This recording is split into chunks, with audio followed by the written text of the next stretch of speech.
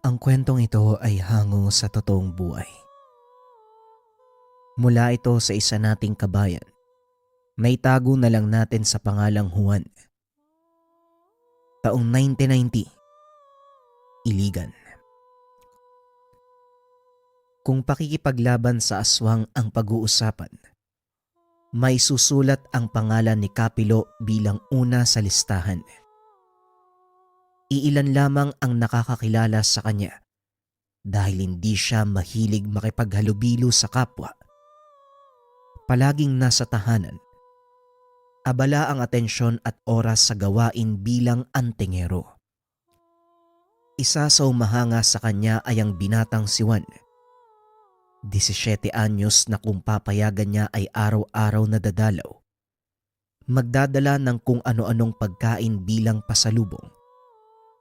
Pero dahil hindi sanay ang matanda, palagi niya itong tinataboy. Kapilo, magandang umaga po. May dala akong tinapay, kape, saka kaunting bigas. Pandagdag po sa pagkain nyo. Wika ni Juan.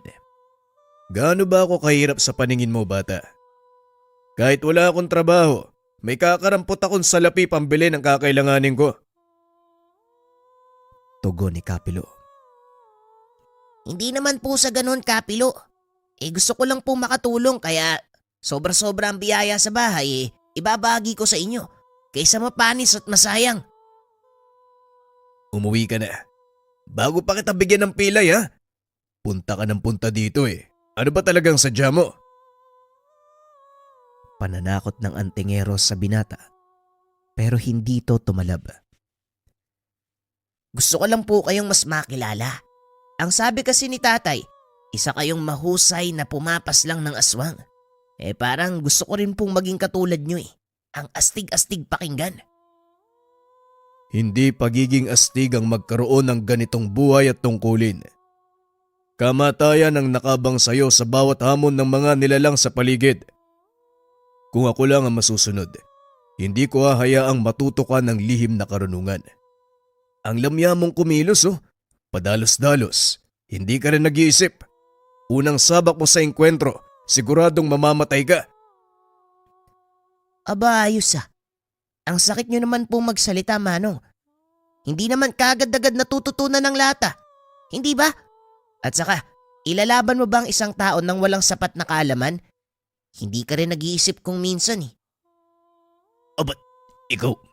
Hoy, umuwi ka na. Bago kita gawing lumpo. Ang aga-aga, pinapainit mo ang ulo ko. Oho, dito ko na lang ilalagay yung mga dala ko.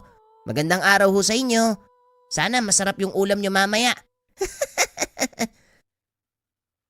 Naiambalos na lamang ni Kapilo ang hawak na kahoy sa lupa. Hindi na bago sa kanya ang ganitong usapan nila ni Juan.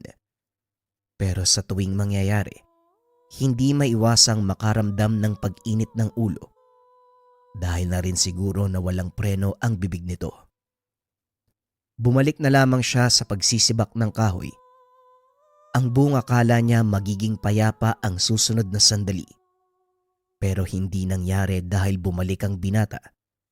May dalang balita na pumukaw ng kanyang atensyon.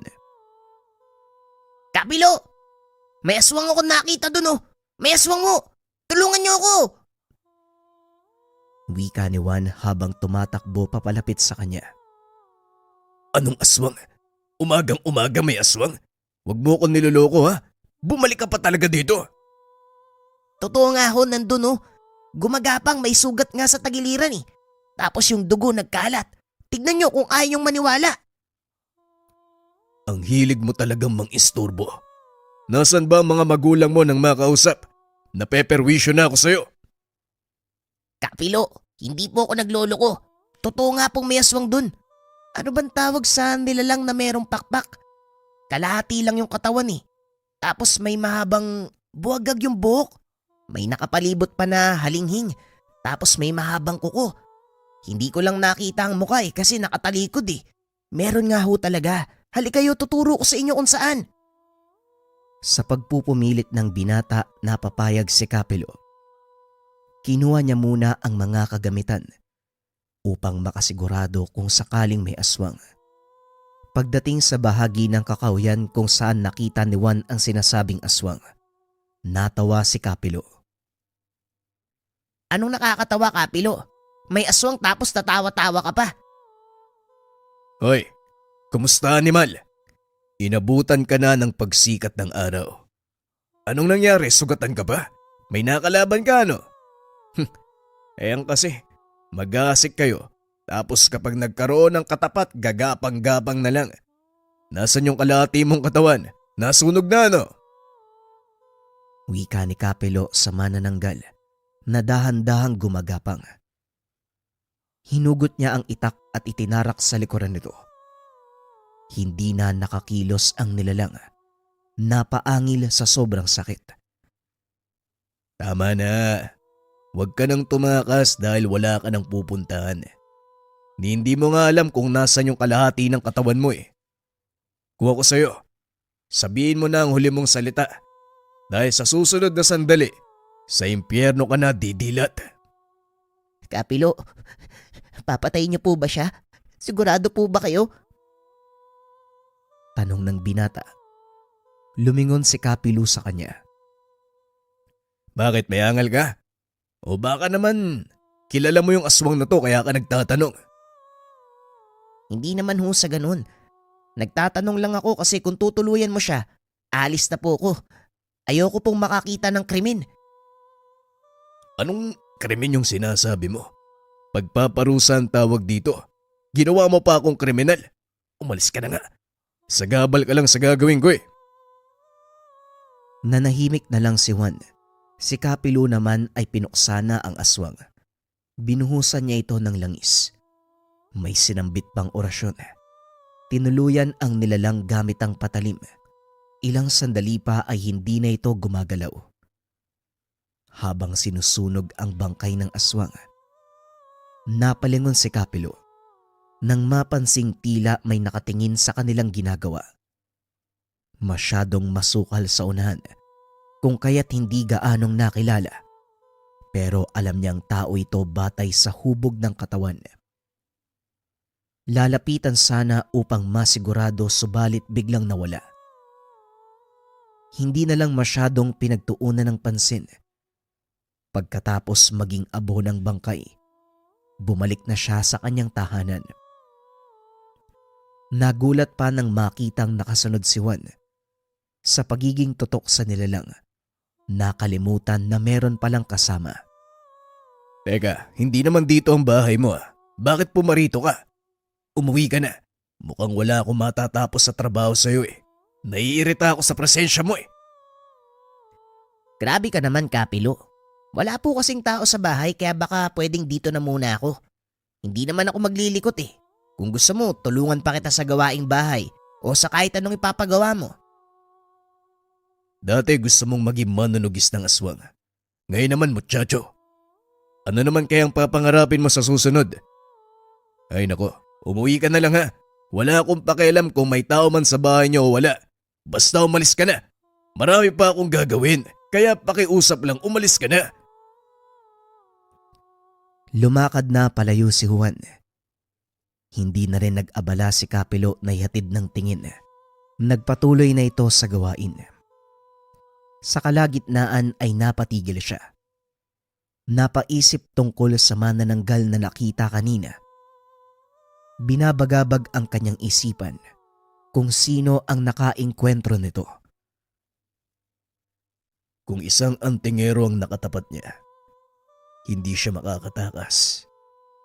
Sa tingin ko, simpleng tao lang na dinampian ng kaunting swerte para mapuruan ng aswang. Pero kung ganun man, sana nakabalik siya dun sa katawan niya eh. Napailing na lamang si Kapilo sa kakaisip. Hindi pa rin mapakali sa bagay na ito. Lumakad siya. Binalikan kung saan natagpuan ng aswang at naganap ng bakas. Sakto namang pagkarating doon, muling nakasalubong si Juan. Tumatakbo habang binabaybay ang daan patungo sa kanyang bahay. Ito talagang batang to. Babalik na naman sa bahay. Napakatigas ng ulo. Kapilo, mabuti nandito kayo. Saan po kayo pupunta? Kung may mahalaga kayong lakad, wag na ho muna. Mas kailangan yung pumunta sa kabilang sitio dahil naroon ang kalahating katawan ng aswang. Nagkakagulo ho yung mga tao dun eh. Teka, totoo ba yung sinasabi mo? Ilang minuto ka lang nawala. Tapos, alam mo kagad ang nangyayari sa kabilang sitio. Ang bilis mo namang nakarating. Hindi ho. Nagkasalubong kami ng dati kong kaklase. Ang sabi niya, nakita pa nga niya mismo yung kalahati ng katawan eh. Meron din daw sunog dahil ang nakasagupa ng nilalang mag-uuling sa mismong ulingan sinalakay. Kaya ayun, madaling nasunog yung katawan. Sigurado ka ha? Halika nga, punta natin. Kapag ako niloko mo, hindi ka na makakapunta sa bahay. Nagtungo sila sa kabilang sitio, sa paanan ng kabundukan kung saan merong ulingan. May mangilan-ngilang taong nagkukumpulan, nakikiusyoso sa nangyari. Si Bang Bino ang nilapitan nila dahil kakilala ito ni Kapilo. Pilo, himala nagpunta ka dito. Pare, sakto. Dahil may aswang kaming nakasagupa kagabi. Manananggal. Mabuti na lang alisto ang panganay ko. Tinaga ang aswang pero nakatakas. Sinubukan naming sundan, pero yung kalahati ng katawan lang ang nahanap natin. Yun na lang ang pinagbalingan namin. Sinunog. Dinala ni Mang Bino si Kapilo sa kanilalagyan ng kalahating katawan. Nanatili pa rin itong nakatayo, pero wala nang senyales ng buhay. Ang ibabaw na parte lang ang nasunog. Nangangamoy na dahil ilang oras na ang nakalipas. Pinalibing naman ito ni Kapilo. Nang makapaghukay, muli nilang sinunog hanggang sa naging abo ang lahat ng parte. Anong oras ba kayo sinalakay? Sa tingin nyo ba, sadya ang pag-atake o nagkataon lang? Bandang 4:00 pare. Hindi ko masabi kung anong sadya. Pero nung mga nakaraang araw, may napapansin akong parang nagmamasid sa amin. Ilang beses na rin may umaalingasaw pero kagad ding nawawala kaya akala namin amoy lang na nilipad ng hangin. Pero dahil sa nangyari kaninang madaling araw, parang minamanmanan kami. Ewan pare, hindi ko matukoy kung ano. Mabuti na lang talaga walang nasaktan sa amin ng mga anak ko. Yung kalahati ng katawan ng manananggal nakatakas eh. Sana may nakasalubong na antegero o kahit sino na tinuluyan siya. Grabe sa pakiramdam pare. Ito pa lang ang unang pagkakataon na mangyari to sa amin. Ilang taon na kami nag-uuling sa lugar na ito. Ngayon lang talaga nagkaganto. Ang importante, walang nasaktan. Walang masamang nangyari. Swerte pa rin pero sa susunod, mas mabuti magdala kayo ng pangontra para hindi basta-basta nalalapitan. Kumalat na ba sa buong lugar ang pangyayaring ito? Sa dinami-rami ng dumaraan sa baging ito, siguradong kumalat na. Alam mo naman ang mga tao rito, ipagsasabi ka agad kung ano ang nakita. Kung sabagay. Sige pare, mauna na ako ha. Narinig ko kasi ang tungkol dito kaya hindi ko napigilang magpunta. Mag-ingat kayo sa susunod. Saka pare, huwag na masyadong magtagal sa lugar na ito. Hindi natin alam baka may kasama pang nilalang na yan. Huling wika ni Kapilo. Umalis na siya doon sa lugar. Kapilo, uwi ka na po ba? Ganun po ba talaga kapag nakakapatay ng aswang? Susunugin tapos ililibing. Hindi po ba may anting-anting kayo? Hindi ko po nakita na ginamit nyo eh. Nasaan na ho ba yun? Hindi bang sabi ko umuwi ka na? Sunod ka pa rin ng sunod sa akin eh. Daig mo pa yung isang aso na sumusunod sa amo niya. Wika ni Kapilo. Pinandilatan pa ng mga mata ang binata, kaso nga lang pinagtawanan lang siya. Napabuntong hininga na lang din para kahit papano maibsan ang nararamdamang inis. Nang hindi pa rin tinatantanan, nagmadali siya habang naglalakad. Para iwasan sana pero sabay pa rin silang nakarating sa bahay. Hinayaan na lang niya ito dahil kung papansinin, mas lalong tataas ang presyon ng kanyang dugo. Lumipas ang oras. Hindi na namalaya ng matanda na gabi na. Nabuhos ang atensyon sa pagpapakain ng dasal ng kanyang tanga na talisman. Paglabas niya para sana sindihan ng mga tuyong dahon, nagulat siya nang makitang naroon si Juan at nagwawalis. Ang batang to talaga. Hoy, hindi ka ba uwi? Gabi na, baka hinahanap ka ng mga magulang mo. Ay nako, kapag ako ang napagbuntungan ng galit ng nanay at tatay mo, malilintikan ka rin sa akin. Madadamay pa ako eh. Itigil mo na nga yung pagwawalis. Hindi mo ba alam na bawal yan paggabi? Wag ho kayong mag-alala. Umuwi ho sila nanay sa malayong probinsya, kaya walang magagalit. At saka, nabuburyo ko kapag mag-isa eh. Dito may kasama ako. Ikaw. Ewan ko sa'yo. Halika nga sa loob. Sumabay ka na sa akin maghapunan. Sa tahanan niya pinatuloy ang binata. Wala itong balak na umuwi. Napagod na kakasaway si Kapilo. Walang pinagbago ang binata. Napakadaldal at maraming tanong. Kaunti na lang. Isipin kong babae yung nasa kaluluwa mo eh. Tapos nakulong sa katawan ng lalaki. Napakadaldal mo. Ngayon lang ako nakasalamuha ng lalaki.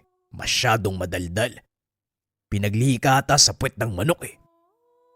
Hindi ka po nagkamali ah. Yan po yung sabi ni nanay. Sa puwet ako ng manok pinaglihi.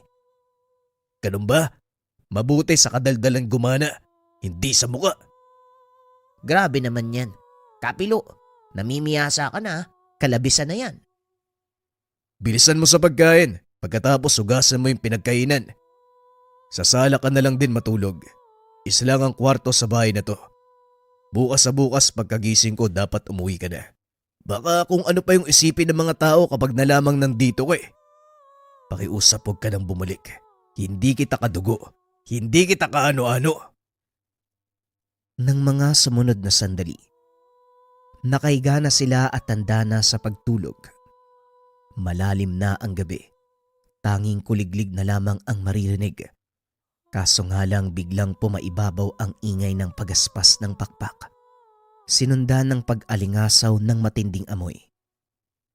Kagad bumangon si Kapilo. Hinugot mula sa ilalim ng higaan ng patalim at saka nakiramdam sa paligid. Nang masiguradong aswang nga, dahan-dahan siyang lumabas. Saktong nakita ang nilalang bago lumipad palayo. Napadaan nga lang ba? O ako talaga ang sadya? Sinundan niya ang aswang. Mabilis itong lumipad kung kaya't hindi na naabutan. Pero bilang manunugis ng aswang, nakagawa ng paraan. Hinanap ang kaputol na katawan. Sinuot niya ang kakawyan. Nakailang ikot at sinuyod maging ang kasulok-sulukang bahagi. Sa kalagitnaan ng paghahanap, napalingon siya nang mapansing merong nakasunod. Sinubukan niyang baliwalain, pero kahit saan siya magpunta ay naroon pa rin. Nakakapagtaka dahil walang umaalingasaw na amoy. Hindi rin nagbigay ng senyales ang kanyang tangan. Napapaisip siya kung sino ang nakasunod dahil hindi naman aswang. Upang malaman, inunahan niya sa paghuli. Ganun na lamang ang pagkagulat nang makita si Juan. Talagang nakasunod ka pa? Bakit hindi ka nagsasalita? Akala ko tuloy kung sino yung sumusunod sa akin. Bakit ka ba nandito? Gusto ko lang pong makita kung paano kayo manugis eh.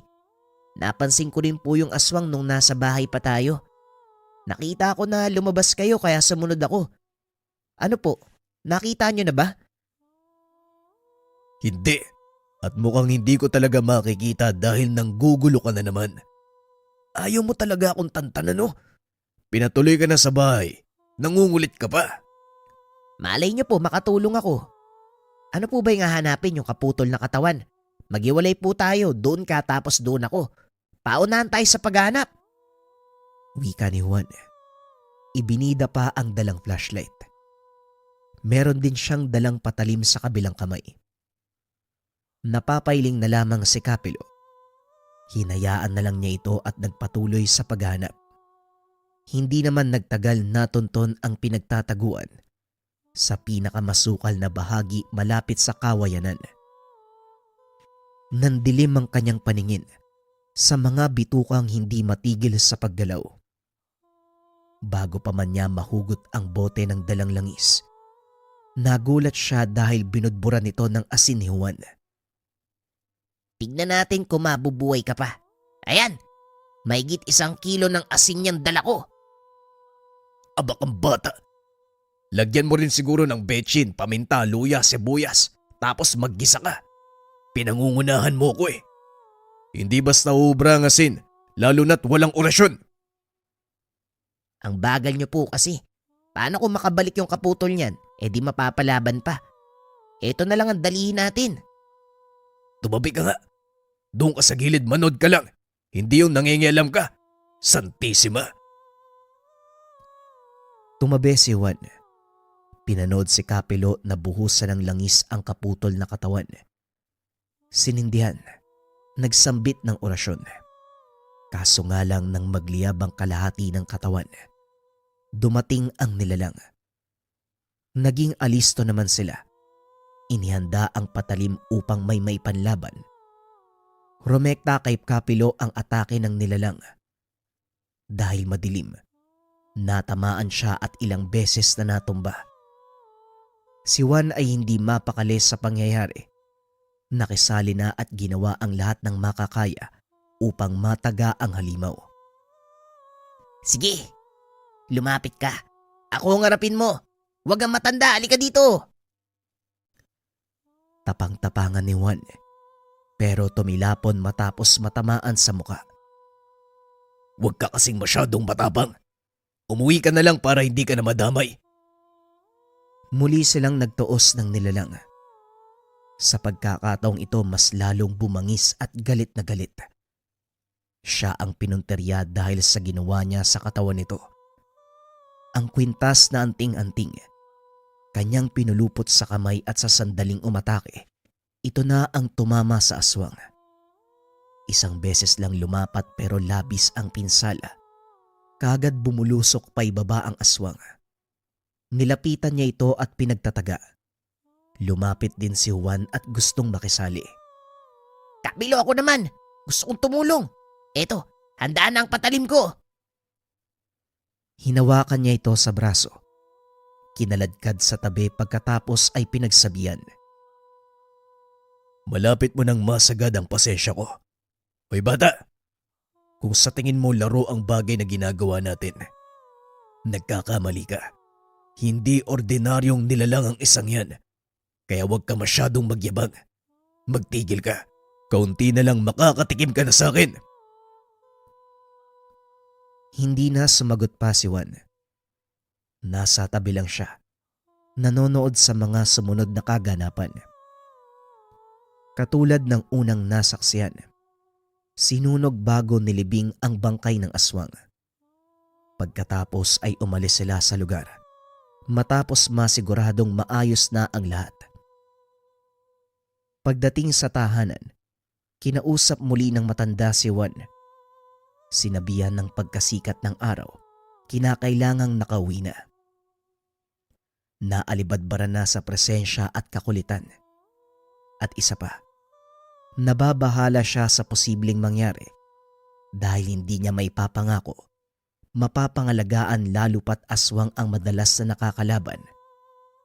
Kaso nga lang si Juan ayaw umalis. Mas piniling manirahan sa kanyang bahay.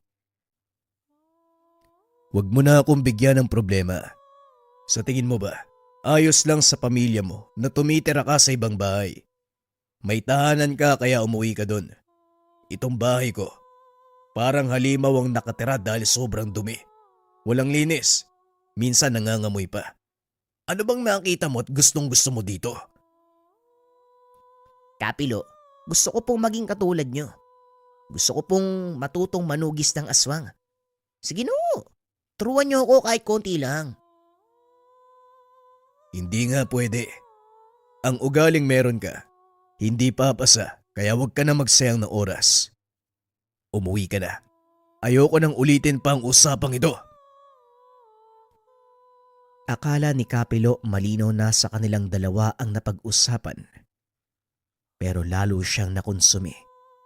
Dahil pagkagising nasa bahay niya pa rin ang binata. Naganda pa ng agahan. Nakangiting nag-iintay sa kanyang paggising. Sa pangungulit nito, wala na siyang nagawa kung hindi ang pumayag. Pero bago yon nagpaalam muna sa mga magulang. Bata pa si Juan, kaya kinakailangan ng permiso ng pamilya. Ang ama nito nakababata ng kanyang kapatid na ngayon nasa ibang lugar na ninirahan. Kagad pumayag dahil aniya, hindi na siya naiiba. Kaibigan at pamilya na kung ituturing. Wala ring naging problema sa ina dahil abala sa trabaho. Napag-usapan pala nilang mag-asawa na hanapan ng makakasama si Juan. Minsan na lang silang nakakauwi ng bahay. Nag-aalala dahil palaging mag-isa ang anak. Sus Mariosep, akala ko pa huling alas sa mga magulang nito para tigilan ako. Tapos ngayon iahabilin sa akin. Diyos ko naman talaga. Dahil dito, nasa poder niya na ang binata. Hindi nagtagal ay nagkaintindihan naman sila. Pumayag sa kanyang mga kondisyon. Nakitaan niya ito ng potensyal kahit nung una pa lamang. Subalit hindi lang binigyan ng pansin dahil nakulitan sa ugali. Isa pa, hindi niya ito kaano-ano. Araw-araw siya nitong kinukulit tungkol sa pag-aaral ng lihim na karunungan. Pinagbigyan na lang niya para wala nang maraming usapan. Madali itong natuto. Bagay na ikinamangha ni Kapilo. Sa paglipas ng panahon, namalaya na lang na mas aktibo ito kumpara sa kanya. Palaging nauuna sa pagtugis ng aswang. Minsan pa, nababalitaan na napuksana ni Juan. Mukhang nauunahan mo na ako ah. Maghinay-hinay ka. Ay sus, hindi ko po kayo mapapantayan, Kapilo. Kayo ang guru ko at mas marami kayong alam kumpara sa akin. Mahabang oras pa ang igugugol ko para malaman ang lahat ng kaalaman nyo. Ikinatuwa ni Kapilo ang nangyari. Itinuon ang buong oras sa pagtuturo sa binata. Nang tumagal, naging mas mahusay pa ito sa kanya. Ipinagpasalamat na lamang niya dahil kung sakaling darating ang panahon na kailangan ng magpahinga, meron ng susunod sa kanya. Meron ng magmamana ng anting-anting. Ang kwentong ito ay hango sa totoong buhay. Mula ito sa isa nating kabayan na itago na lang natin sa pangalang Anok o mas kilala bilang Marshal. Walang eksaktong taon. Santa Catalina. Nang mga panong ito ay 25 anyos na si Marshal at kasalukuyang buntis ang asawa. Bago pa dumating ang kabuwanan, mas minabuti nitong bumukod.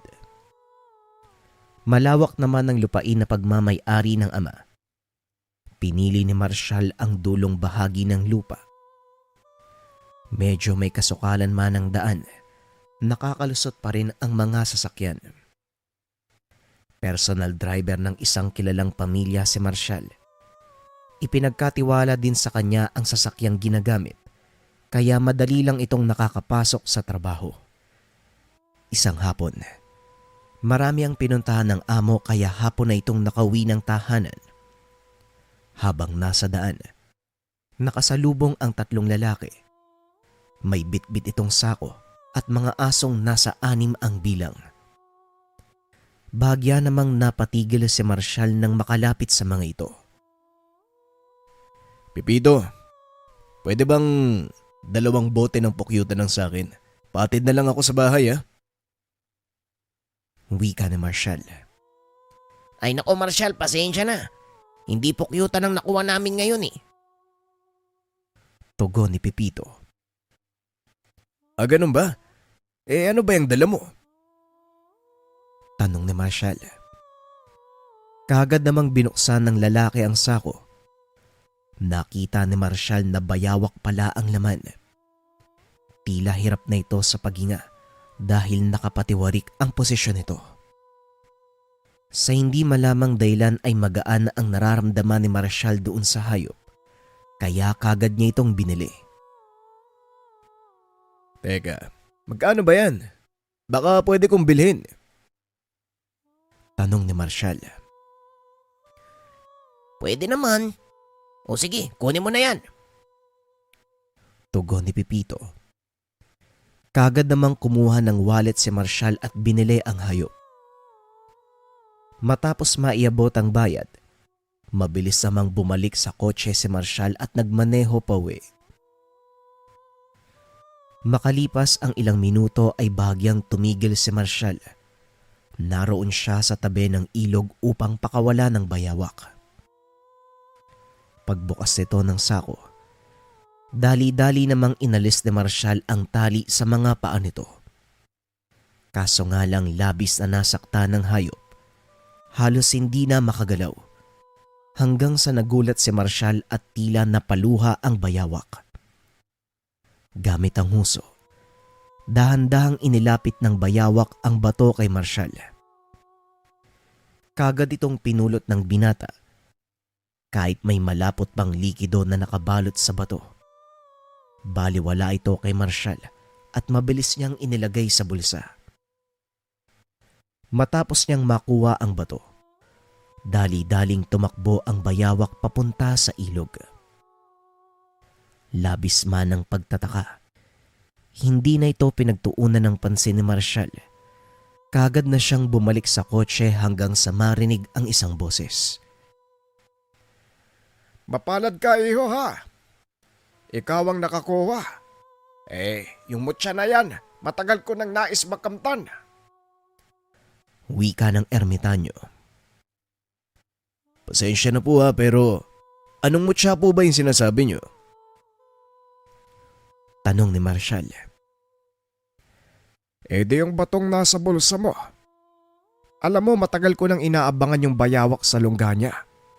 Hindi ko lubos akalain na may napili na pala itong pagbigyan. Ingatan mo yan ha. Palagi mong ibalot sa pulang tela. Tugon ng ermitanyo. Wala mang maintindihan. Napatango na lamang si Marshall at kagad nagpaalam. Pagkarating sa tahanan, nakangiti nitong sinalubong ang asawa. Kaso nga lang napansin niya sa itsura nito na merong problema. O mahal, mukhang malalim yung iniisip mo . Ano bang nangyari? Tanong ni Marshall. Ayon sa asawa, kakarating lang din ito sa tahanan. Pumunta siya sa bahay ng mga magulang. Habang nasa daan, merong nakasunod sa kanya na matandang babae. Sa tansya ni Jenny, nasa 90 na ito. At ang nakakapagtaka, kahit mahahalatang sobrang tanda na nito ay mabilis pa rin kung kumilos. Nakasunod lamang ang babae hanggang sa mismong harapan ng bakuran. Mabuti na lang dumating ang asawa bago pa gumawa ng kakaibang hakbang ang matanda. Mahal, kinakabahan ako . Baka bumalik yun dito habang wala ka . Wika ni Jenny. O sige, papakiusapan ko muna si nanay. Doon ka muna sa kanila habang nasa trabaho ako. Tugon ni Marshall. Pagsapit ng dilim, wala namang kakaibang nangyari. Tanging mga kuliglig lang ang naririnig sa labas ng tahanan. Kinabukasan, maagang gumising si Marshall at pinuntahan ng ina. Nang makarating sa bahay ng mga magulang, kagad nitong ibinahagi ang sinabi ni Jenny. Walang pag-aalinlangang pumayag ang ina. Kagad namang umalis si Marshall at pumasok ng trabaho. Nang malapit na sa tahanan ng amo, may napansin siya na ilang kalalakihang sa harapan nito. Nasa 10 ang bilang. sakay ng dalawang sasakyan at tila nagmamasid ng bahay ng amo. Hindi naman ito pinansin ni Marshall at nagpatuloy lamang sa pagmamaneho. Tulad ng nakagawian, maaga pa lamang ay nasa tahanan na ito ng amo. Ipinasok ni Marshall ang sasakyan sa loob. Nakitang kumakain si Don Felipe sa hardin. Malawak at magarbo ang tahanan nito. Maihahalin tulad sa isang palasyo. Magandang umaga ho, Don Felipe. Wika ni Marshall. O Marshall, kumain ka na ba? Halika, sumabay ka na. Medyo mahaba ang biyahe natin ngayon eh. Tugon ni Don Felipe. Kagad namang kumuha ng tinapay si Marshall sabay lagay ng palaman. Ilang minuto pa ang nakalipas ay pumasok na ng kotse si Marshall. Naganda na sa pag-alis nila ng amo. Sumakay din si Don Felipe. Mas pinili nitong maupo sa gilid ni Marshall. Kaya labis ang pagtataka nito. Ito ang unang pagkakataon na umupo sa tabi niya ang amo. O boss, dito ko upo. Tanong ni Marshall. Oo, si Narex na ang nasa likod, total. Gusto ko makita yung ganda ng paligid.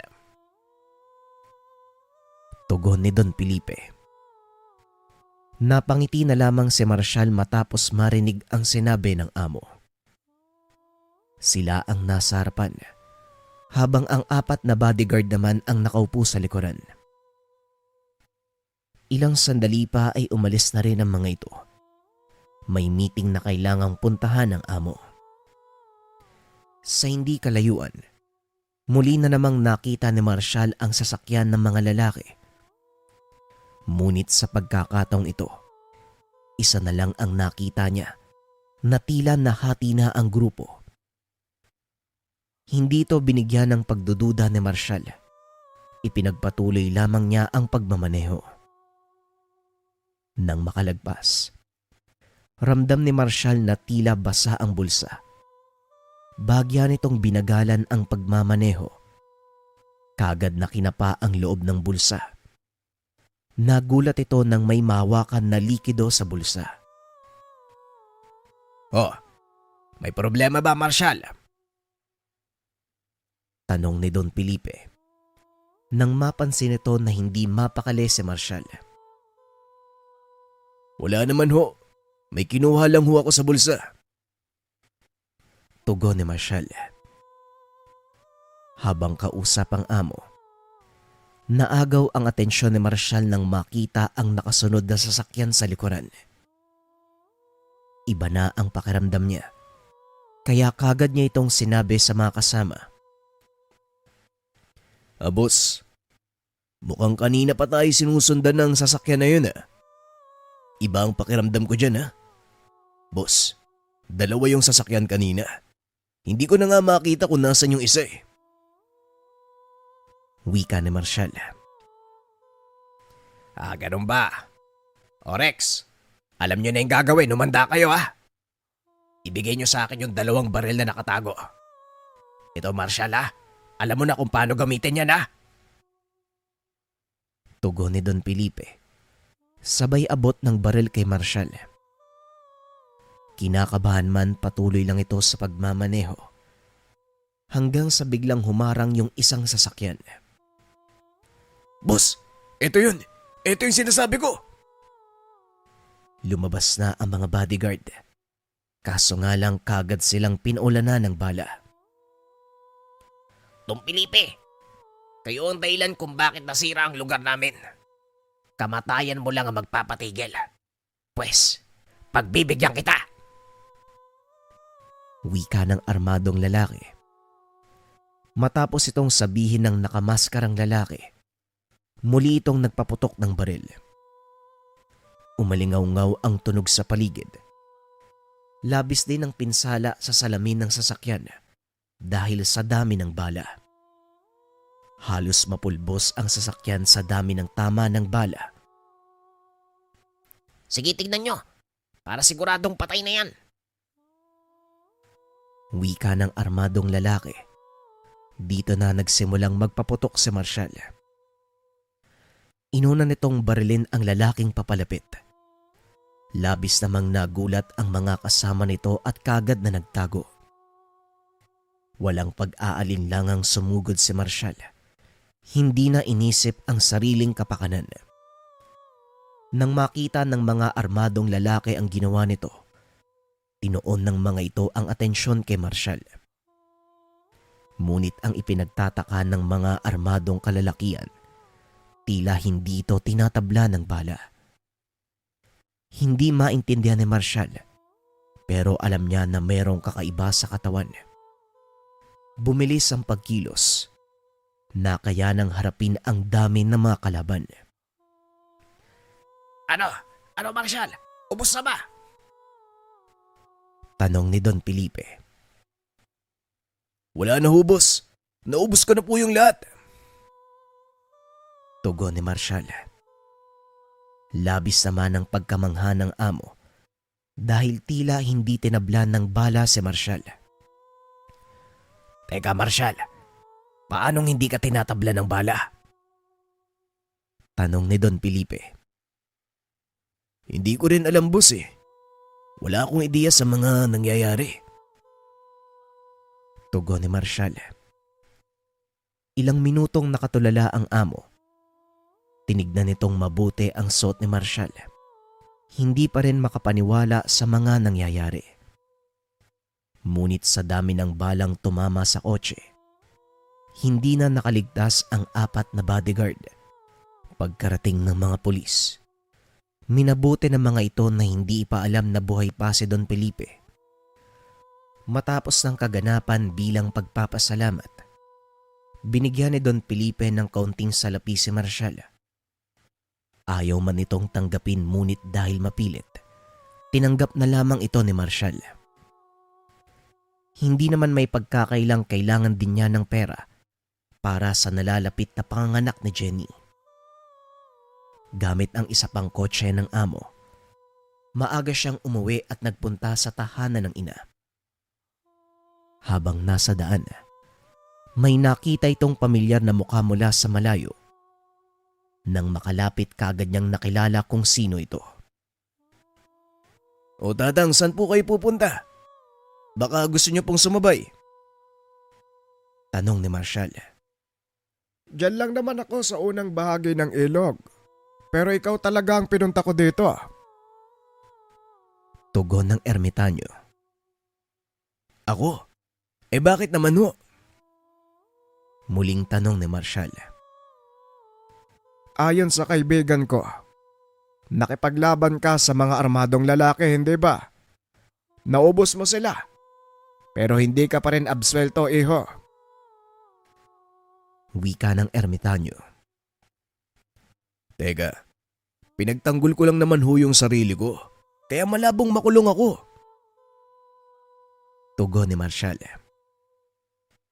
Hindi naman yan ang ibig kong sabihin. Basta ang maipapayo ko sa'yo, palagi kang maging handa. Tugon ng ermitanyo. Matapos ang maikling usapan ng dalawa, kagad nang dumiretso si Marshall papunta sa tahanan ng ina. Nang makarating, kapansin-pansin ang nakaharang sa bintana at pintuan. Nay, Jenny, bakit naman nakasara lahat dito?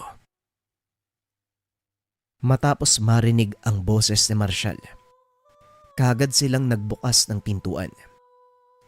Paglabas ni Jenny, kagad niyang niyakap ang asawa. Oh, ano ba nangyari? Tanong ni Marshall. Ngunit hindi kagad nakapagsalita ang asawa. Ilang sandali pa lumabas ang ina habang bitbit ang isang makabuhay. Wala dito ang tatay mo. Nasa bundok at hindi pa nakakauwi. Kanina pa merong umaaligid na malaking aso dito sa bahay. Wika ng ina. Dagdag pa nito. Kaninang umaga nang umalis ang ama papunta sa bukid, bigla namang may kumatok sa pintuan. Hindi naman ito kagad binuksan ng ina. Napagpa siyang silipin ang siwang sa pintuan hanggang sa nakita nito ang matandang babae na inilarawan ni Jenny. Napakabaho ng amoy nito. Tila pinaghalong lansa ng isda at baho ng imbornal. Kagad namang pinagmumura ng ina ang matandang babae na nasa labas ng tahanan. Hoy ikaw demonyo ka! Kilala kita. Huwag na huwag kang magkakamali. Kung napadaan ka lang pwes lumayas ka na. Kung ayaw mong magkasubukan tayo. Wika ni Nanay Josephine. Tumawa ng malakas ang matandang babae habang papaalis ng lugar. Nung una inakala ng dalawa na ayos na ang lahat. Ngunit sa pag-alis ng matanda, bigla silang nakarinig ng pag-angil na hindi naman nila malaman kung saan nanggagaling. Hinanap pa ng mga ito ang pinanggagalingan ng tunog hanggang sa makita ang isang itim na aso. Nanlilisik ang mga mata habang nakatitig sa tahanan. Ilang oras itong nagpaikot-ikot sa labas ng bahay. Nagawa pa ng ina na hagisan ng asin ang nilalang pero ayaw nitong magpatinag. Bigla namang tumakbo ang aso nang marinig ang papalapit na kotse. Dito nila binuksan ang pintuan nang marinig ang boses ng asawa. Teka, napaaga ata yung uwi nyo. Anong nangyari? Tanong ni Jenny.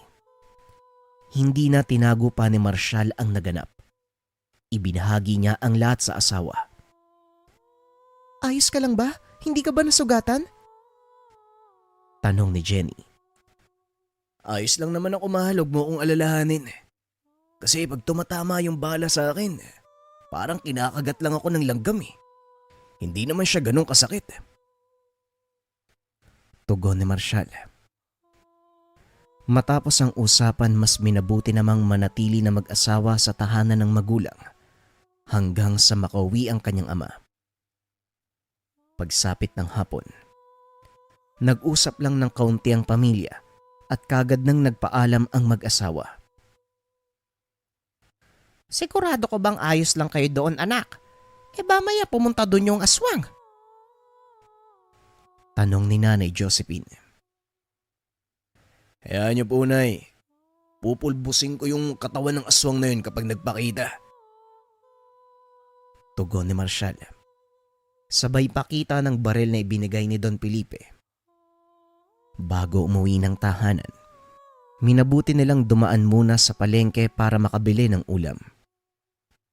Ngunit dahil sa nangyari kaninang umaga, kagad namang pinagkaguluhan ng mga tao si Marshall. Nagtanong ang mga ito sa totoong naganap. Nabilib sila kay Marshall sa labis na katapangan. Nang tuluyang lumubog ang sikat ng araw, nagpa siyang umuwi ang mag-asawa. Kitang-kita ang paligid dahil sa liwanag ng bilog na buwan. Nang makarating sa tahanan ay kagad namang naganda ng makakain si Jenny habang nagmamatsyag si Marshall sa labas. Nang mapansin na wala namang kakaiba, kagad na itong pumasok para kumain. Tahimik lang ang mag-asawa habang nasa hapag, tila nakikiramdam sa buong paligid. Hanggang sa matapos kumain, muli na namang nag-ikot si Marshall sa tahanan para siguraduhing walang nilalang. Umupo ito sa tapat ng tahanan. Nagsindi ng sigarilyo habang pinagmamasdan ang bilog na buwan. Nang maubos ang 2 sigarilyo, umakyat ito ng tahanan para matulog. Pagsapit ng hating gabi, bigla namang nag-iba ang amoy ng paligid. Naging maalinsangan at parang nabubulok na laman. Kagad bumangon si Marshall para alamin kung saan nanggagaling ang amoy. Sumilip ito sa bintana pero wala siyang nakitang kakaiba. Dahil hindi mapakali, kagad itong lumabas ng tahanan. Umikot sa bahay pero wala namang nakita. Hanggang sa napagtanto na tila sa taas nang gagaling ang amoy.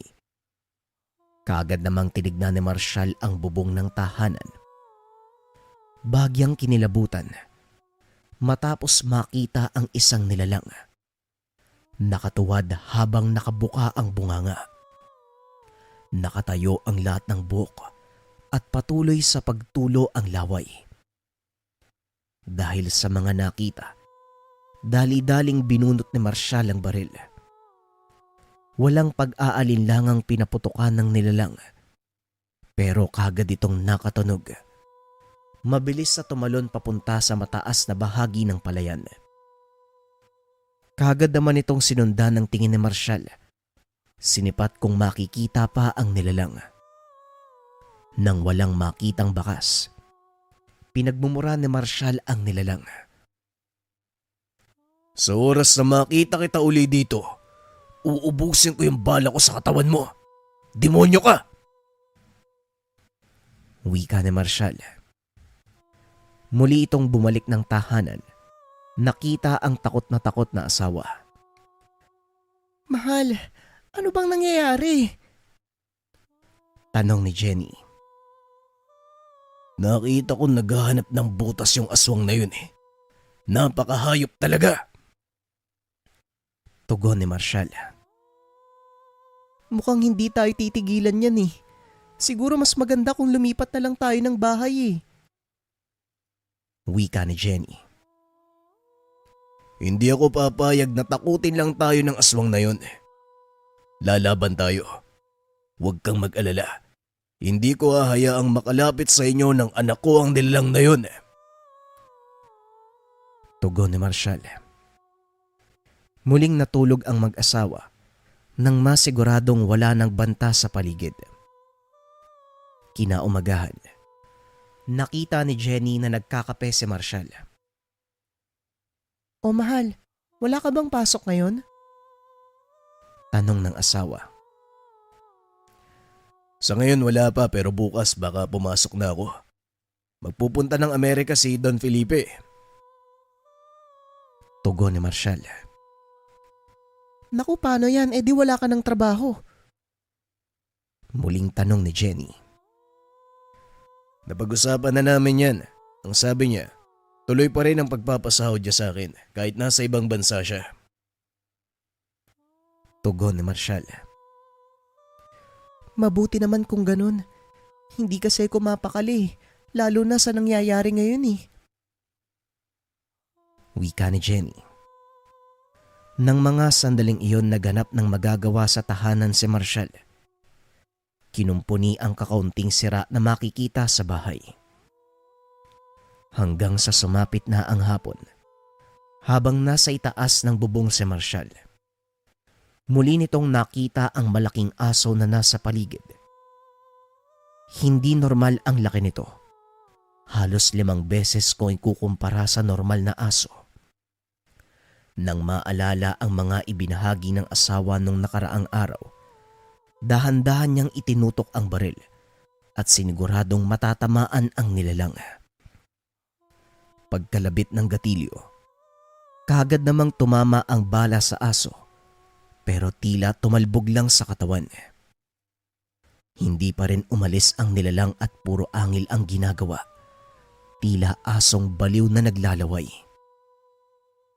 Ganun na? Hindi ka tinatabla ng bala? Ayaw mong umalis? Sige, magmano-mano tayo. Wika ni Marshall sa sarili. Kagad itong bumaba mula sa bubong. Nagmamadaling pumunta sa kusina at kinuha ang itak. Pero bigla na lang natigilan si Marshall nang marinig ang tinig sa kanyang isipan. Lagyan mo ng tubig na mula sa mutya ang hawak mong itak. Wika ng gabay. Teka, sino ka? Ano ginagawa mo sa isipan ko? Tanong ni Marshall. Ako ang nagmamay-ari ng mutyang hawak mo. Huwag ka ng maraming tanong. Gawin mo na lang kung ano ang sasabihin ko. Tugon ng gabay. Matapos marinig ang sinabi, kagad namang sinunod ni Marshall ang utos nito. Paglabas si Marshall ng tahanan, Nakita niya ang nilalang. Naroon pa rin ito sa bakuran. Bagya namang napatigil sa paggalaw ang nilalang nang makita nitong papalapit si Marshall. Padilim na ng mga sandaling iyon. Nakakapagpalit na ng anyo ang nilalang. Ilang sandali pa ay dahan-dahang bumalik ang wangis nito sa isang matanda. Mas mabuti siguro, iho. Ibigay mo na lang sa akin yung bata sa sinapupunan. Bubuhayin ko ang asawa mo. Wika ng matanda sabay turo sa bintana kung saan nakatingin si Jenny. Magkakamatayan muna tayong dalawa bago ka makalapit sa mag-ina ko. Wika ni Marshall. Napaangil ang nilalang. Dahan-dahang bumalik sa pagiging aso. Hinanda ni Marshall ang sarili sa magaganap. Ilang sandali pa bigla na namang sumugod ang nilalang. Kaso nga lang sa paglabas ni Marshall ng itak, bagya itong natigilan. Tila ba nakaramdam ng panganib. Dahil sa ginawa nito, umabante na si Marshall at sinalubong ang nilalang. Mabilis namang nakaiwas ang nilalang nang magkaroon nito ng pagkakataong umatake. Kaagad nitong kinagat ang paa ng binata. Pero hindi inaasahan ng nilalang na walang epekto ang gagawin niya.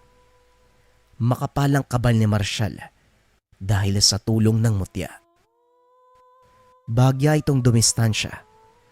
Madilim na ang paligid ng mga oras na yun. Bumalik sa pagiging tao ang nilalang. Nilagyan ng kamay ng sariling laway. Matapos itong gawin, muli na naman siyang sumugod. Hinataw ito ni Marshall ng itak, kaso nga lang muli na namang nakaiwas ang nilalang. Sa hindi inaasahang pagkakataon ay nakalmot nito ang braso ni Marshall na naging dahilan ng paglabas ng dugo. Sundin mo ang galaw ng iyong katawan. Huwag mong panlabanan. Wika ng gabay. Kagad itong sinunod ni Marshall. Habang bitbit ang itak, nagawa niyang makipaghabulan sa nilalang. Nagkaroon siya ng pagkakataon na magamit ang patalim. Kaagad niyang hiniwa ang paa ng matanda. Napatigil ang nilalang, pero hindi na nagpaawat pa si Marshall. Sa ganitong paraan, nagawa niyang masugatan ang iba't ibang parte ng katawan ng aswang.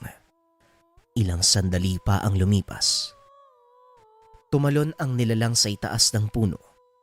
Tuluyan ang umalis sa lugar. Hahabulin pa sana ito ni Marshall. Kaso nga lang muling nagsalita ang gabay. Huwag mo nang sundan. Hindi na rin magtatagal ang buhay ng isang yon. Mamamatay siya sa lasong nakalagay sa itak mo. Pero huwag kang magpapakampante. Sa oras na magkaroon ka ng koneksyon sa mga nilalang, hinding-hindi ka na nila titigilan. Wika ng gabay. Teka, tao ka ba? Nasaan ka ba? Tanong ni Marshall. Bagyang napatras ang binata nang makita ang totoong anyo ng gabay. Malaki ang pangangatawan nito. Mahaba at makapalang buntot. Tila kawangis ng tao kapag nakatayo. Ang mukha niya ay mula sa bayawak. Sobrang kapal ng balat. Panay din ang paglabas ng dila katulad ng ahas. Ako ang tagapagbantay ng mutya. Napili kita bilang tagapangalaga dahil busilak ang iyong kalooban. Wika ng gabay. Napatulala si Marshall matapos marinig ang mga ibinahagi ng gabay. Matapos nun ay kagad itong naglaho. Nang makabalik sa loob ng tahanan, labis naman ang pag-aalala ng asawa. Nilapitan nito si Marshall at niyakap. Pagsapit ng hating gabi, wala nang kakaiba. Pero hindi pa rin ito nagpakampante. Hanggang sa pagsapit ng umaga, Malalim na ang mga mata ni Marshall dahil wala pang tulog. Matapos mag-agahan, hinatid niya ang asawa sa tahanan ng mga magulang bago siya pumasok sa trabaho.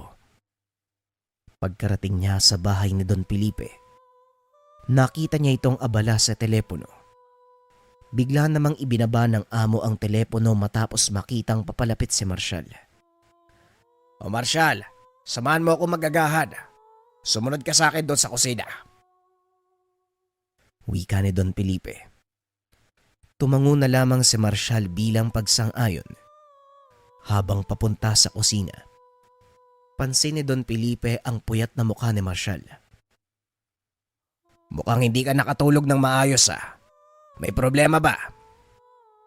Nang marinig ang tanong ni Don Felipe, walang pag-aalinlangang ibinahagi ni Marshall ang lahat ng nangyari sa kanyang pamilya. Totoo pala ang mga nilalang na yan, ano? Kung ganon, maaari kayong manatili dito sa bahay ko. Doon kayo sa may kabilang bahay. Total, wala namang gumagamit nun. Kayo na din ang bahalang mag-alaga sa buong mansyon. Huwag kang mag-alala. Dadagdagan ko ang sahod mo. Wika ni Don Felipe. Sigurado ho kayo, boss? Kung sakali, lilipat po kami dito pagkatapos manganak ng asawa ko. Tugon ni Marshall. Walang problema kung yan ang nais mo. Basta isipin nyo na lang, kayo din ang nagmamay-ari ng buong lugar habang nasa ibang bansa kami ng pamilya ko. Tugon ni Don Felipe. Hindi naman nag-alinlangang tanggapin ng alok ng amo. Matapos silang mag-agahan, kaagad hinatid ni Marshall si Don Felipe sa paliparan. Hinayaan ni Don Felipe na gamitin ni Marshall ang kotse para makatulong sa pang-araw-araw. Kaagad nitong sinundo ang asawa. Muling dumaan ng palengke para bumili ng makakain. Nang makarating sa bayan, mas minabuting iwanan ng buntis na asawa sa loob ng sasakyan. Habang nasa palengke, bahagyang napatigil sa paglalakad nang makabangga ang isang lalaki. May kalakihan ng pangangatawan nito. Kapansin-pansin din ang ilan pang kalalakihang nakatitig sa kanila. Tila nag-aantay lang ng kaunting pagkakamali. Handa nilang pagtulungan na gulpihin si Marshall. Di ba ikaw si Marshall? Yung taong umubos sa grupo ng mga rebelde? Tanong ng lalaki. Hindi naman kumibo si Marshall dahil ramdam nito ang panganib. Huwag kang magpakampante Pero siguraduhin mong maging masaya ka na sa mga huling araw ng buhay mo. Wika ng lalaki. Naantala naman ang tensyon nang lumapit si Pipito sa kanila.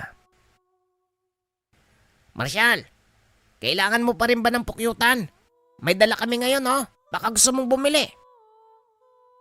Tanong ni Pipito habang lumalapit sa kanila. Hindi naman nagpahalata ang lalaki. Dahan-dahang nilisan ang lugar. O Pipito, ilang bote ba ang dala nyo? Tanong ni Marshall. 5 bote. Ipapasa na sana namin sa palengke, buti nakita kita. Bibili ka ba? Tanong ni Pipito. Oo sige, bigyan mo ako ng 2. Mamaya may halong tubig to sigurado kang puro to Biro ni Marshall. Matapos ang naging usapan ng dalawa, kaagad nang tumuloy si Marshall upang bumili ng pangangailangan. Hindi na nagtagal ang mag-asawa sa bayan at kaagad nang bumalik ng tahanan. Nagtulong na ang mag-asawa upang mabilis na maihanda ang pagkain. Ilang sandali pa nagpaalam na naman si Marshall na lalabas ng tahanan para magpahangin. Ama, lalabas muna ako Magpapahangin lang ako sandali at magbabantay. Wika ni Marshall. Sige mahal, tatawagin na lang kita kapag luto na. Nagpunta si Marshall sa tumbang puno, naupo at nagsindi ng sigarilyo. Habang abalang iniisip ang mga bagay-bagay, napabalikwa si Marshall nang marinig ang boses ng gabay. Huwag kang mabahala. Alam ko ang takbo ng isipan mo. Hindi kita papabayaan. Wika ng gabay. Nakakagulat naman to, oh. Nga pala, di ba ang sabi mo, maaaring gumanti ang pamilya ng aswang na nakaharap natin? Tanong ni Marshall. Tama ka. Mas mabuting maglagay ka ng pangontra sa tahanan. Maglagay ka ng mga makabuhay. May ibibigay akong mga kataga sa'yo. Isabit mo sa bintana at mga pintuan. Tugon ng gabay. Ilang sandali pa ay tinawag na siya ng asawa. Habang nasa pag, ibinahagi naman ni Marshall ang naging usapan sa amo. Mahal, kinausap pala ako ni Don Felipe. Ang sabi niya, pwede nating gamitin yung bahay niya habang wala pang tao doon. Wika ni Marshall. Sigurado ka ba, mahal? Akala ko ba gusto mo dito kasi tahimik?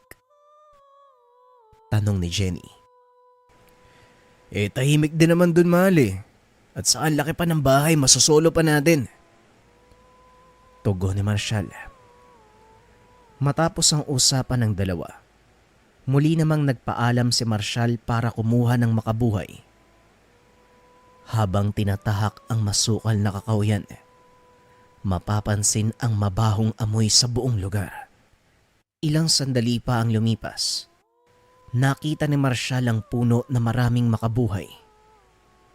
Nawala rin ang mabahong amoy sa parting ito. Nang matapos makuha ang mga kailangan ay kagad siyang umuwi ng bahay. Lumipas ang ilang buwan.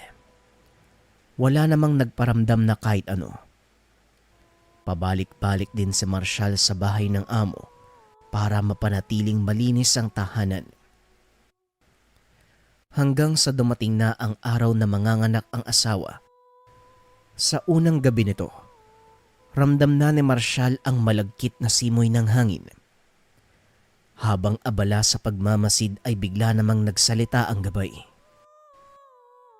Maraming nagbabantay sa lugar. Maraming nag-aantay. Huwag kang mag-alala. Hindi sila makakalusot sa atin. Wika ng gabay. Paano kaya kung pumatay ako ng isa sa mga yan? Para matakot yan. Wika ni Marshall. Kagad lumabas ng tahanan si Marshall.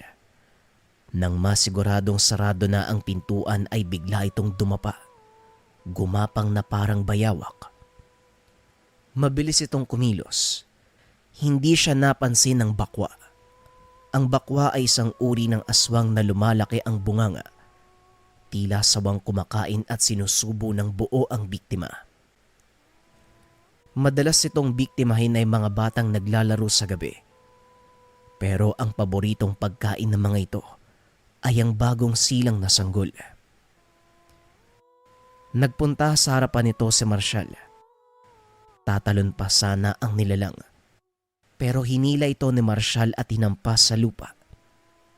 Nagpulasa naman ang ibang nilalang nang makita ang ginawa ni Marshall. Hala, sige.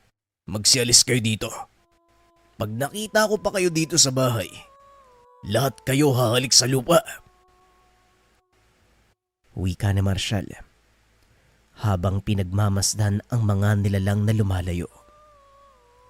Naagaw naman ang atensyon ni Marshall nang mapansin ang tatlong panauhin.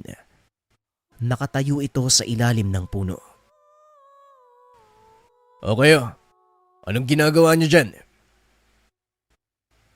Tanong ni Marshall. Nanatiling nakatitig pa rin ang mga ito sa kanya. Dahil may kadiliman ang paligid, kaya hindi makita ni Marshall ang mata ng mga ito. Hoy, kinakausap ko kayo. Anong kailangan nyo? Tanong ni Marshall. Hindi naman sumasagot ang mga kalalakihan sa kanya. Ilang sandali pa, marahan silang umalis sa lugar. Hindi na nag-abalang sundan pa ang mga ito. Alam ni Marshall sa kanyang sarili, malakas ang tatlong ito. Ramdam niya ang pamilyar na aura. Nararamdaman mo ba sa kanila ang parehong pakiramdam nung una mong makarap ang aswang? Tanong ng gabay. Oo naman, hindi ko makakalimutan yung matanda na yun. Tugon ni Marshall. Muli siyang bumalik sa loob ng tahanan upang magpahinga. Dahil sa banta ng mga nilalang, nagpa siya na ang mag-asawa na tumira sa tahanan ni Don Felipe. Wala namang naging problema sa asawa. Gayong may punto rin naman si Marshall. Dagdag pa ang banta ng mga nilalang. Kinabukasan, maagang nagising si Marshall para ligpitin ang mga gamit na dadalhin sa lilipatang tahanan. Bigla naman siyang napatigil nang may taong tumatawag sa labas. Tao po!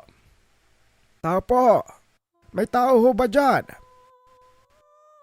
Wika ng matanda habang sumisipat sa pintuan at bintana ng bahay. O tatang, kayo ho pala. Anong sadya niyo? Tanong ni Marshall. Ayoko sanang makialam pero alam kong maraming nilalangan nagbabanta sa inyong dalawa. Tugon ng matanda. Nararamdaman nyo rin po pala. Pero aalis na po muna kami dito. Pansamantala kami mananatili sa ibang lugar. Tugon ni Marshall. Kung inaakala niyong makakalayo kayo sa mga nilalang na yon, pues nagkakamali ka. Hanggat hindi kayo nakakalipat ng ibang isla, matutuntun pa rin nila ang kinaroroonan nyo. Tugon ng ermitanyo. Wala namang kaming balak na tumakas. Kung gusto nila ng patayan, ibibigay ko yun sa kanila. Alis na rin kami, Manong, baka gusto nyong sumama dun. Wika ni Marshall. Tumangulang ang matanda bilang pagsang-ayon.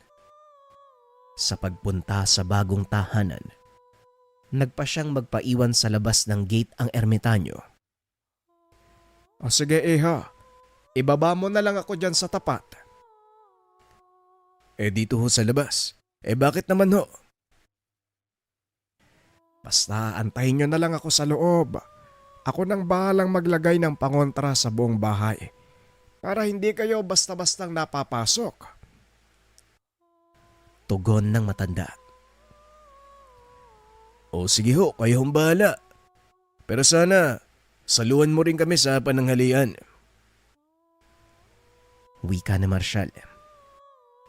Napangiti na lang ang matanda at kagad na bumaba ng kotse. Hindi naman tumagal sa pag-iikot ang matanda. Kagad siyang pumasok sa bakuran. Nakita nitong abala sa paglilinis ng tahanan si Marshall. Atang, doon ho muna kayo sa loob. Susunod ho ako sa inyo. Wika ni Marshall. Pumasok ang matanda sa loob at naupo. Ilang sandali pa ay kagad namang sumunod si Marshall. Bit-bit ang dalawang kape. Atang, magkape po muna kayo. Wika ni Marshall. Kinuha ng matanda ang kapeng inabot ni Marshall. Ilang sandali pa habang abalang nag-uusap ang dalawa. Bigla namang may kumatok sa gate. Tao po! May tao po ba dyan? Tanong ng lalaki. Palaisipan para kay Marshall kung sino ang lalaking iyon. Kaya kagad siyang napatayo. Sandali lang, Tang. Sisilipin ko lang kung sino yan. Sa hindi malamang dahilan, napangiti ang matanda at nagtanong. Ho, dala mo ba yung baril mo? Huwag kang papakasigurado. Kailangan mong maging maingat palagi. Wika ng matanda. Napaisip si Marshall. Gayong may punto ang matandang lalaki. Kagad niyang dinala ang baril at pumunta sa gate. Dahan-dahang lumapit si Marshall nang mapansin siya ng mga tao doon sa labas. Kagad nilang pinaulanan ng bala ang gate. Dumapa naman si Marshall. Hindi magawang makabangon dahil patuloy na nagpapaputok ang mga kalalakian. Nang tumigil ang mga ito, saka pa lamang tumahimik ang lugar. Ano, Marshall? Masyado kang pakialamero. Yan ang nababagay sa'yo. Wika ng lalaki. Teka, ano bang atraso ko sa inyo? Tanong ni Marshall. Nagulat ang mga ito. Tila hindi man lang nagkaroon ng galos si Marshall. Magpapaputok sana muli ang mga kalalakian. Ngunit mabilis na tumakbo si Marshall at nagtago. Nang magkaroon ng pagkakataong gumapang, kagad siyang dumaan sa likurang bahagi ng tahanan nang hindi namamalayan ng mga kalaban. Ilang sandali pa, unti-unting nababawasan ang ingay ng putok ng baril. Nang mapansin ng lalaking nagsalita na parang wala na siyang kasama, pagtingin niya sa likuran, nagulantang ito nang makitang wala ng buhay ang mga kasama. Lumuhod ang lalaki sa kanyang harapan, nagmakaawa na wag itong patayin. Dahil sa mga naganap, kagad niyang sinabi sa otoridad ang mga nangyari. Ipinagbigay alam din ni Marshall sa amo ang lahat ng nangyari. Hindi naman ito nagdalawang isip na magpadala ng pera para ipaayos ang tahanan. Makalipas ang ilang araw, matapos ang pagpapagawa ng bahay, naisipan na mag-asawang mamasyal sa tahanan ng magulang. Nay? Tay? Andyan po ba kayo? Tao po? Ilang beses nagsalita si Marshall hanggang sa binuksan na ng ina ang pintuan. Nay, bakit naman nakasara yung buong bahay ang aga-aga pa? Tanong ni Marshall. Hindi naman kagad nakasagot ang ina. Mabilis na kumilos ang mag-asawa at kagad na pumasok. Ramdam nito ang negatibong oras sa loob ng tahanan. Muli namang nagtanong si Marshall. Nay, ano po bang nangyayari sa inyo? Bakit parang sobrang balisa ng mukha nyo? Muling tanong ni Marshall. Hindi pa rin nagsasalita ang ina. Dinala niya si Marshall papasok ng kwarto. Labis ang pag-aalala ni Marshall sa ama matapos itong makitang namamaga ang binti. Tay, anong nangyari? Kailan pa nangyari yan? Tanong ni Marshall. Magdadalawang linggo na anak. Kaya hindi kami makabisita sa inyo eh. Gustuin ko mang kausapin ka, pero walang maiiwan sa tatay mo. Natatakot ako kasi baka bumalik yung lalaking yon. Tugon ni Nanay Josephine. Sinong mga lalaki, Nay? Ano po bang nangyari talaga? Muling tanong ni Marshall. Ayon sa ina nung nakaraang linggo, habang abala sa pagsisibak ng kahoy ang asawa, napansin nito ang tatlong lalaking pabalik-balik sa bahay. Kagad tinanong ng ama ang pakay nila sa lugar. Ito ang mga naganap. Maria, kanina ko pa napapansin yung mga lalaking yun pabalik-balik sa bahay natin. Kilala mo ba yung mga yan? Tanong ni Nanay Josephine. Oo, kanina ko pa nga nakikita. Pero wala rin akong alam kung anong mga yan. Hayaan mo pagsasabihan ko. Tugon ni Tatay Mario. Habang nag-uusap ang mag-asawa, muli na namang dumaan ang isa sa mga lalaki. Masama ito kung tumitig sa tahanan, na tila ba may sama ng loob sa mga nakatira. Magandang umaga sa'yo, iho. Maaari ko bang malaman ang pakay mo? Kanina ko pa napapansin, pabalik-balik kayo. Tanong ni Tatay Mario. Nagkatinginan lang ang mga lalaki habang nanlilisik ang mga mata. Sabihin mo sa amin, nasaan ang anak mo? Tanong ng lalaki. Ano naman ang kinalaman ng anak ko dito? Siguro, kayo yung tumambang sa kanila. Tugon ni Tatay Mario. Mag-ingat ka sa sinasabi mo, tanda. Pero malaki ang atraso ng anak mo sa amin. Kung ayaw mong madamay, sabihin mo sa akin kung nasan siya. Pangako, walang mangyayaring masama sa'yo. Wika ng lalaki. Dahil sa mga narinig uminit ang ulo ni Tatay Mario. Bigla nitong sinapak ang lalaki sa muka. Pero tila wala itong epekto. Hindi pa ito nakontento. Sinipa pa ni Tatay Mario ang lalaki. Kagad itong nasalag. Nakalmot ang binti ng matanda. Binalaan na kita ha? Pero kung yan ang gusto mo, ibibigay ko yan sa'yo. Hindi naman kalaliman ng sugat, pero naramdaman ni Tatay Mario na sobrang hapdi. Nais niya man sundan ng lalaki, pero hirap na ito sa paghakbang. Nahirapan din siya sa pagbalik sa tahanan, kaya kagad niyang tinawag ang asawa. Tulungan mo nga muna ako dito. Ang sakit na pa ako. Wika ni Tatay Mario.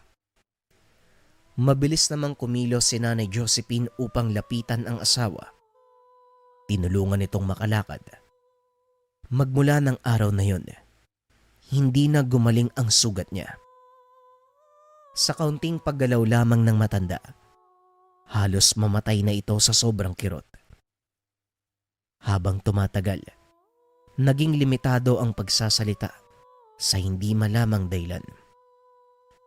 Dahil sa mga nalaman, naging palaisipan kay Marshall kung paanong matutulungan ng tatay. Bagya namang nagulat si Marshall nang marinig ang tinig ng gabay. Puntahan mo ang matanda habang may oras ka pa. Nang marinig ang boses ng gabay ay kagad nagpaalam si Marshall. Nay, alis muna ako. May kilala ako makakatulong sa atin. Wika na Marshall. Hindi naman nahirapan si Marshall sa paghahanap sa matanda sa tulong ng kanyang gabay. Nakita ito ni Marshall na abalang nananabako sa harapan ng tahanan. O Marshall, napadalaw ka yata. Wika ng matanda. Kahit naman ho sabihin ko, alam kong alam mo na kung bakit ako nandito eh. Tugon ni Marshall. Inaantay lang kitang lumapit eh. Alangan naman puntahan pa kita doon. Sadali lang, antayin mo ako dyan, may kukunin ako sa loob. Wika ng ermitanyo. Hindi nagtagal kagad nang tinahak ng dalawa ang bahay. Malapit nang magdilim ng mga oras na yon. Inutusan ng matanda si Marshall na manatili sa labas. Pag may naramdaman kang kakaiba, huwag kang magdadalawang isip na tawagin ako. Matapos magbili ng ermitanyo, pumasok ito sa loob ng tahanan na natili naman sa labas si Marshall. Sumapit na ang hating gabi. Hindi maalis ang pag-aalala sa ama. Nararamdaman niya ang sakit sa tuwing sumisigaw ang ama. Sa paglipas ng oras, nanatiling gising si Marshall. Unti-unti niyang nararamdaman ang pag-alinsangan ng buong paligid. Malapit na sila. Maganda ka, Marshall. Nang marinig ang boses ng gabay, kagad nitong tinawag ang ermitanyo. Pinuntahan siya ng matanda. Mabuti naman sumaktong tapos na yung panggagamot ko sa tatay mo. Huwag kang mag-alala. Naalis ko na yung lasong itinanim sa kanya. Wika ng ermitanyo. Napanatag naman si Marshall matapos marinig ang sinabi nito. Ilang sandali pa, nakita nila ang mga panauhing papalapit sa tahanan. Tanda, hindi ka kasali dito. Kaya huwag kang makialam. Wika ng nilalang. Ay nako Palito, pasensya ka na ha. Hindi mo pwedeng sabihin na wala akong kinalaman dito.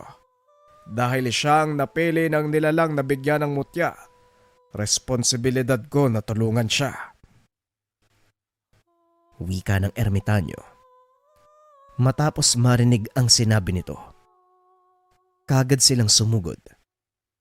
Kahit may katandaan, nakakamangha ang lakas at bilis nito. Naiwasan niya ang bawat atake ng nilalang.